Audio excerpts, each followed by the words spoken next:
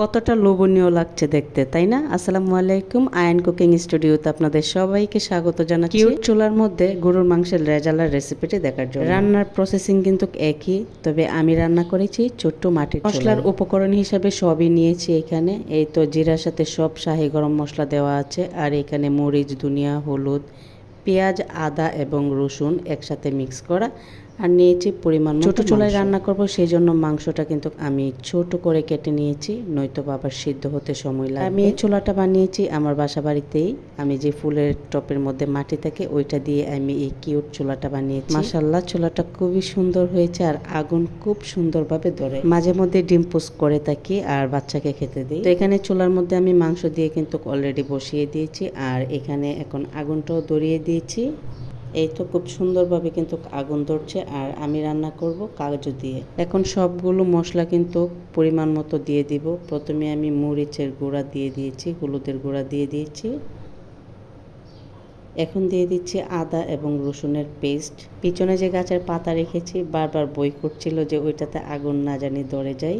তো যাই হোক, এখানে এখন সবগুলো মশলা কিন্তু এক এক করে দিতে হবে। আগুনটা খুব ভালোভাবে কিন্তু ধরছিল, অনেক সময় অনেক বড় হয়ে যাচ্ছিল। তো আমার খুব ভয় লাগছিল আসলে, যেহেতু কিচেনে আমি রান্নাটা করছি। ছাদে হলে খুব বেশি ভালো হতো। এই তো, আর কাগজ কিন্তু খুব তাড়াতাড়ি কিন্তু পুড়ে যায়, আর আগুনটা কিন্তু তাড়াতাড়ি নিভেও যায়। এই তো সব ধরনের মশলা দিয়ে এই যে লাস্ট কিন্তু আমি তেল দিয়ে দিয়েছি, দিয়ে এখন নেড়ে চেড়ে মিক্স করে নিব। আর এই পর্যায়ে কিন্তু পানি অ্যাড করতে হবে না, পানি পরে অ্যাড করব।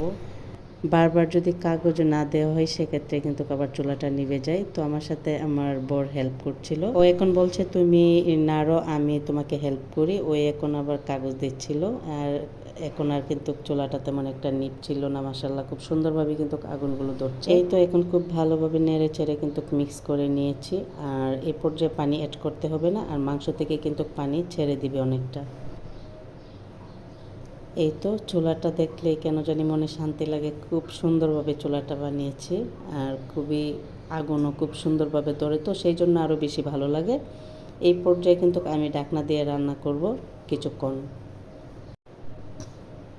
চুলাটা আবার নিভে গেল, সমস্যা নেই, আমি আবার ধরাই ফেলবো। এই তো অনেকক্ষণ রান্না করে নিয়েছি, আর এই তো মাংস থেকে কিন্তু পানিটা শুকিয়ে গেছে, আর উপরেও কিন্তু তেল বেশি উঠেছে। এই যে দেখতেই পাচ্ছেন, আমি ক্লোজ করে নিয়েছি।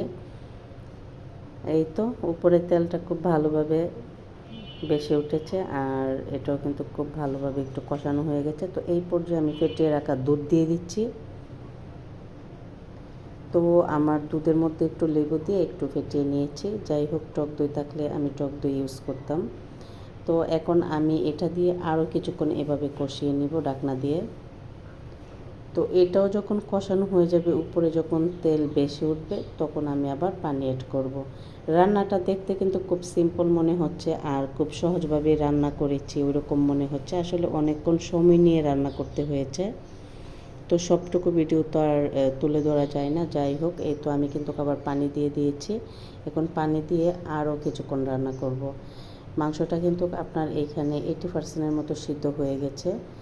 তো আমি এখন আবার পানি দিয়ে আরও কিছুক্ষণ এই যে রান্না করে নিয়েছি। তো দেখতে পাচ্ছেন একদম ভুনা টাইপের হয়ে গেছে, আর খেতে অসম্ভব মজার হয়েছিল। এই তো যাই হোক, আমার ভিডিওটি যদি ভালো লাগে আপনারা ফ্রেন্ডস ফ্যামিলির সাথে শেয়ার করবেন। যারা ফেসবুক পেজ থেকে দেখছেন ভিডিওটি ফলো করে দিবেন, আর যারা ইউটিউব থেকে দেখছেন প্লিজ পেজটি সাবস্ক্রাইব করে দিবেন। সবাই অনেক বেশি ভালো থাকবেন, আমাদের জন্য দোয়া করবেন। আল্লাহ হাফেজ।